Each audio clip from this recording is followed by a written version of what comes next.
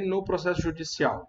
Quando eu devo declarar, quais são as informações críticas e quais cuidados eu devo ter no caso concreto. Meu nome é Jonatas Albino do Nascimento, eu sou auditor fiscal especialista na fiscalização do ITCMD e hoje vamos conversar sobre vários detalhes bem importantes que, nesse contexto do ITCMD no processo judicial. É um tema que, a rigor, de forma relativamente recente, teve uma mudança significativa, então é interessante a gente trazer um vídeo pontuando como esse tema está desenhado hoje. Tá? A primeira informação que me parece muito, mas muito mal explicada por aí é o seguinte. Colega, quando vai buscar sobre ITCMD, sobre processo judicial, muito provavelmente uma das primeiras informações que ele vê é aquela súmula que diz que o imposto causa morte só é exigível após a homologação dos cálculos. Aqui a gente tem uma armadilha escondida, tá? Porque o imposto ser exigível após a homologação dos cálculos não significa que eu não terei encargos antes desse momento, certo? Então, alguns colegas devem ter dado aquela travada, porque realmente é algo que pega de surpresa. Vou colocar aqui em termos bem simples. Você pode, quando acontece essa homologação dos cálculos, e a partir do momento em que esse imposto ele realmente deve ser pago, acabar se surpreendendo muitas vezes com uma quantidade exorbitante de encargos.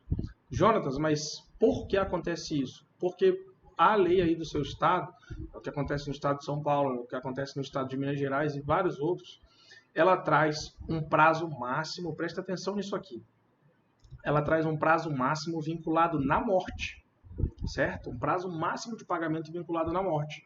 Então, muitas vezes, quando o seu cliente chega ao seu escritório, 2 anos depois da morte, já tem juros, certo? Já tem juros e multa nesse pagamento. Só que acontece que essa informação não está no sistema. Então, acaba pegando muita gente de surpresa. Então, esse é o primeiro grande cuidado que eu tenho que ter no processo judicial. Eu vou resumir toda essa ideia em apenas uma pergunta. Como está configurado o prazo de pagamento na hipótese judicial no meu estado? Eu preciso responder essa pergunta, certo? Porque se eu tiver esse meu prazo vinculado no óbito, prazo máximo vinculado ao óbito, aí eu posso ter essa surpresa desagradável, tá? Esse é o primeiro ponto que vai orientar, ele vai acabar se aplicando em todas as hipóteses, né? Porque no caso do inventário judicial, a gente tem um rito específico de inventário, temos o arrolamento comum e o arrolamento sumário. Esse cuidado é um cuidado que vai se aplicar a todos eles, certo? É um cuidado que vai se aplicar a todos eles. Perdão. Então, muitas vezes o advogado está lá tranquilo, falando, não, eu vi aquela súmula lá, está sob controle, e na hora que vai levar o seu cliente a fazer o pagamento, o prejuízo já está feito, certo? Essa é uma primeira informação muito importante. Agora, pessoal, vamos entender outras questões, né? Vamos do simples para o complexo. Nós tivemos recentemente uma decisão do STF que vou falar de forma bastante simples, bastante palatável, né? No arrolamento sumário, agora não vai ser discutida qualquer questão relacionada ao ITCMD nos autos. Isso é bom? Isso é bom. Só que, lembra dessa primeira informação que eu coloquei aqui para você? Não adianta nada isso não ser discutido nos autos e isso não ser tratado com a devida importância pelo advogado. Porque, sem dúvida, é interessante. Parece que, para todas as partes envolvidas, que isso não seja tratado em âmbito judicial. Mas, quando é meu prazo de pagamento? Às vezes, antes de se iniciar esse processo, esse prazo já está rompido. Certo? Então, é um cuidado, como eu coloquei no começo, que vai se aplicar a toda e qualquer hipótese, nesse caso, no arrolamento sumário. Quando estivermos diante de arrolamento sumário, não teremos a discussão do imposto no âmbito do processo. Então, Jonatas, o que eu preciso, como é que eu vou me comportar em termos simples em relação a esse imposto quando eu estiver diante do arrolamento sumário?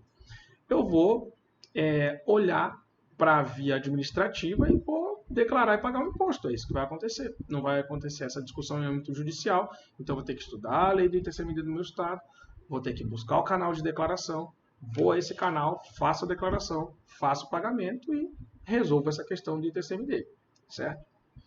Arrolamento comum. O que acontece? O STF ele falou que no arrolamento comum a gente não precisa ter a apreciação de questões tributárias. O rito de inventário, o rito específico de inventário, ele é o nosso rito antigo, né, que já vem do CPC anterior. Então ele sofreu algumas alterações, mas ele basicamente é o rito em que a coisa acontece da forma mais completa possível, digamos assim. O passo a passo, né, ele segue todos as casinhas, certo? E o arrolamento comum, o que aconteceu? Em relação ao rito de inventário, vou ter a discussão em relação ao imposto também em âmbito judicial, certo? O que aconteceu com o arrolamento comum? Porque de um lado tem o arrolamento sumário em que não há discussão sobre o pagamento do imposto no âmbito dos autos, do outro eu tenho o rito de inventário, em que eu passo por todas as casinhas e uma delas é a questão tributária. O arrolamento comum ele ficou meio que no limbo, né?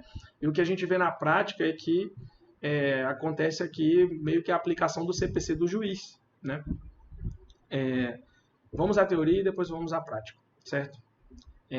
Na teoria, me parece que é importante a gente olhar a legislação tributária e ver se ela traz alguma questão, algum pormenor específico em relação à questão tributária e aí, eventualmente, correlacionando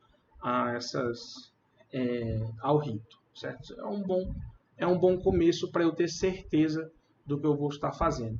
Jonatas, mas me dá uma resposta. Eu vou olhar, né, eu não consigo abrir agora, eu preciso aprender sobre o tema o mais rápido possível. O que vai acontecer? No arrolamento sumário, em regra, o juiz vai te pedir alguma coisa relacionada ao imposto. Isso é o que a gente vê. Nem tanto o rito de inventário específico, nem tão pouco arrolamento sumário. Então, no arrolamento comum, tem juiz que pede a prova do protocolo. No arrolamento comum, tem juiz que pede a prova de pagamento. E alguns mais rigorosos, que são a minoria, diga-se de passagem, pedem comprovação do protocolo, comprovação do pagamento e comprovação da concordância do órgão fazendário com as bases declaradas, certo? Esse menos frequente. Então, no arrolamento comum, se eu tenho condições de saber o entendimento daquela vara, melhor, né? Agora, se eu não tenho condições de alcançar esse entendimento por qualquer motivo que seja, qual é o mais indicado? Eu já correr com o pagamento do imposto. Porque no arrolamento comum eu posso acabar sendo surpreendido pelo juiz falando, olha, eu só vou homologar aqui se você me trouxer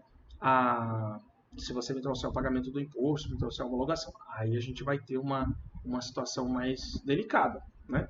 Porque aí você poderia ter feito isso no momento anterior, deixou para fazer agora o processo vai parar para você ir ao órgão fazendário e resolver isso. Quanto tempo isso vai durar? Às vezes dura 2 meses, às vezes 3, às vezes 4, 5, 6. Já vi processos durarem até 3 anos. Tá? Não é regra, mas pode acontecer. Tá?